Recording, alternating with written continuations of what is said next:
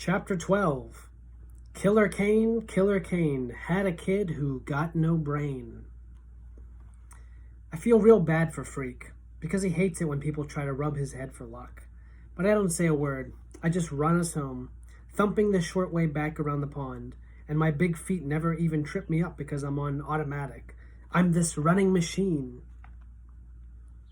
"Whoa," Freak says when we get to his house. "Now that was an adventure, huh?"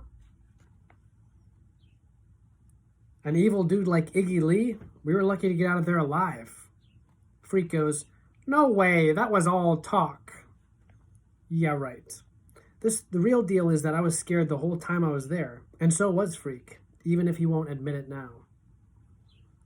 "That stuff about my father was true," Freak says, studying his fingernails and acting real cool again. "The fair Gwen won't talk about it. All she says is, 'He made his decision and I made mine. But I know he ran away because of me. And you know what?' What? Good riddance to bad rubbish." For some reason, that really gets me laughing. Something about the way he says it. Or maybe it's all the nervous stuff left over from the New Testaments. Whatever. I'm rolling on the ground like a moron, and Freak is strutting around and saying stuff like, "Loretta, my queen, wouldst thou accept my hand in marriage?" And, "Sir Iggy, wouldst do us all a big favor and fall upon thy sword?" And I'm laughing so hard I can hardly breathe. Everything is pretty much okay after that. One thing we don't do, though, we don't talk about my father, good old Killer Kane, which is fine by me. School. For the last week or so, it's like getting jabbed with a little needle every time I hear that word. Graham is trying to pretend how excited she is I'm finally in the 8th grade, like this is a really big deal. Which is a joke, because the only reason I got passed from 7th grade is because they figured this way the big butthead can be, quote, someone else's problem.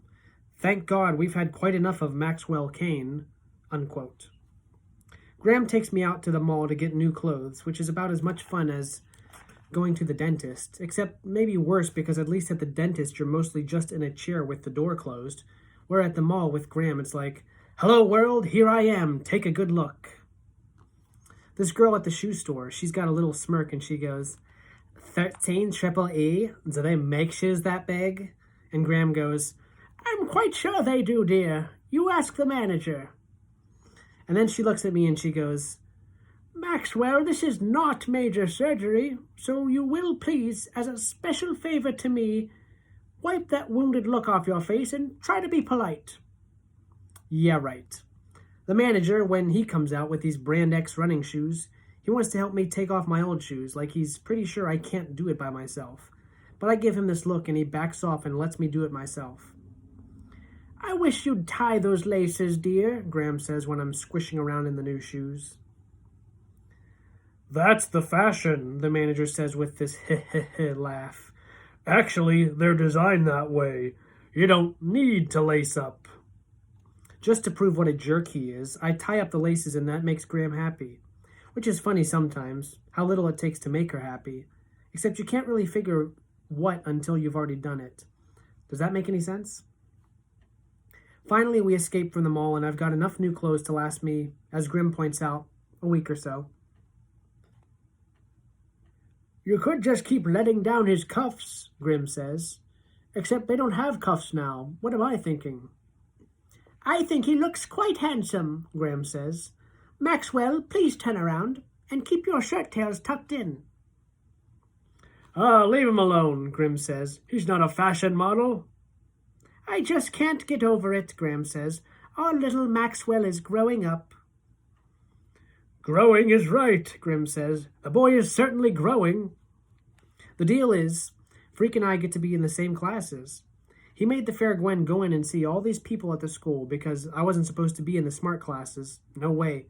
And finally they all agreed it would be good for Freak, having someone to help him get around. Graham acts kind of worried about it and she doesn't want to sign the papers, like she thinks the LD class has done me a lot of good or something. And being in the genius class is just going to make me slower and dumber than ever. But one night I come up to the cellar stairs real quiet and Grim is saying, "Let's give it a try. Nothing else has worked. Maybe that's what he needs, is a friend. That's the one thing he's never had with all those special teachers." And the next morning she signs the papers, And when we get to school the first day, Freak helps me find my name on the list, and it's true. We're in all the same classes together. At first, all the other kids are so into looking cool and acting cool and showing off their new outfits, they hardly notice us in the hall. Freak riding high on my shoulders, or the deal where his desk is always right next to mine. That wears off, though, and by the time we leave math, which is just passing out the textbooks and a bunch of numbers chalked on the blackboard, you can hear the whispers in the hall.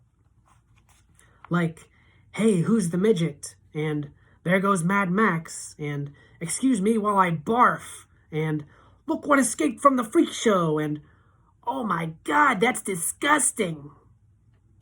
Maxwell Kane? This is from Mrs. Donnelly, the English teacher. She's new to the school, and when I nod and raise my pencil, she goes, "Maxwell, will you please stand up and tell the class something about your summer?" Which, if she wasn't new to the school, she'd know better, because getting up in the class and saying stuff is not something I do. "Maxwell," she goes, "is there a problem?" By now there's a lot of noise and kids are shouting stuff like, "Forget it, Mrs. Donnelly, his brain is in his tail. Ask him to count, he can paw the ground. Maxie Pad, ask him quick about his dad. Killer Kane had a kid who got no brain." Mrs. Donnelly has this look like she stepped in something and she can't get it off her shoe. The shouting and singing goes on, and pretty soon some of the kids are throwing stuff at us. Pencils and erasers and wadded up paper, and it's like Mrs. Donnelly has no idea what to do about it. The room is out of control. Then Freak climbs up on his desk, which makes him about as big as a normal person standing up, and he starts shouting at the top of his lungs. "Order!" he shouts. "Order in the court! Let justice be heard!" For some reason, maybe because he looks so fierce with his jaw sticking out and his little fists all balled up and the way he's stamping his crooked little feet, everybody shuts up and there's this spooky silence. Finally, Mrs. Donnelly says, "You must be Kevin, is that right?" Freak has this look. He's still acting really fierce, and he goes, "Sometimes I am." "Sometimes? What does that mean?" "It means sometimes I'm more than Kevin." "Oh," says Mrs. Donnelly, and you can tell she has no idea what he's talking about, but she thinks it's important to let him talk. "So, Kevin," she says, "can you give us all an example?" Next thing I know, Freak has his hands on my head, and he's getting himself on my shoulders, and he's tugging at me in a way that I know means stand up. And so I do it. I stand right up in class, and I can see Mrs. Donnelly's eyes getting bigger and bigger. I'm standing there with Freak high above me, and it feels right. It makes me feel strong and smart. "How's this for an example?" Freak is saying. "Sometimes we're 9 feet tall and strong enough to walk through walls. Sometimes we fight gangs. Sometimes we find treasure. Sometimes we slay dragons and drink from the Holy Grail." Mrs. Donnelly is backing up to her desk, and she says, "Oh, my, that's very interesting. I'm sure, but could you both just sit down?" But Freak is riding me like he's the jockey and I'm the horse. He's steering me around the classroom, showing off. He's raising his fist and punching it in the air and going, "Freak the mighty, Freak the mighty." And pretty soon he's got all the other kids chanting, "Freak the mighty, Freak the mighty, Freak the mighty," even though they don't know what he's talking about or what it means.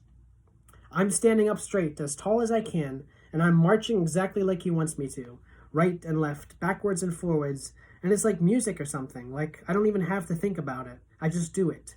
And all those kids chanting our name, and Mrs. Donnelly has no idea what's going on. She's definitely flipped out and more or less hiding behind her desk. The whole class is raising their fists in the air and chanting, "Freak the mighty, Freak the mighty, Freak the mighty." I can't explain why, but it was really pretty cool. Anyhow, that's how Freak and I got sent to the principal's office the first time together. Mrs. Addison, she's the principal, she takes one look at us waiting outside her office and she goes, "What have we here?" "I'm afraid there's been a slight misunderstanding," Freak says. "If you'd be so good as to allow me to explain." Mrs. Addison is this really serious-acting black woman with tight gray hair and a bun and these suits that make her look like she works in a bank or something. She has this funny little smile like she's sucking on a lemon, and it's quick and sweet. And then she goes, "By all means, let's hear what you have to say. Convince me." I can't really remember what Freak says, except that he used so many big words. She had to keep looking stuff up in her dictionary, which she seemed to get a real quick kick out of, but the important thing is, whatever Freak told her, she fell for it.